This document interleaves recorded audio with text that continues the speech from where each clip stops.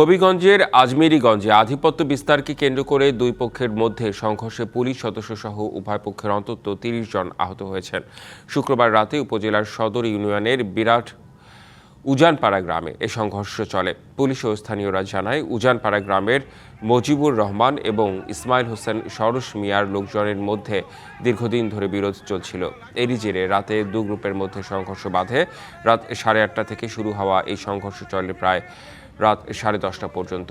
খবর পেয়ে পুলিশ ঘটনাস্থলে পৌঁছে পরিস্থিতি নিয়ন্ত্রণে আনার চেষ্টা করে।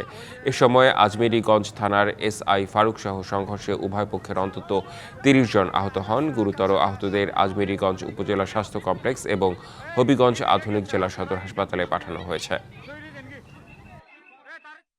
এবার নগদে পাচ্ছেন হেলিকপ্টার অফার, তাই কেনাকাটার পেমেন্ট নগদে করুন আর বুঝে নিন ২০০০ টাকারও বেশি ক্যাশব্যাক সহ হেলিকপ্টার রাইড। পেমেন্ট শুরু করুন আজই।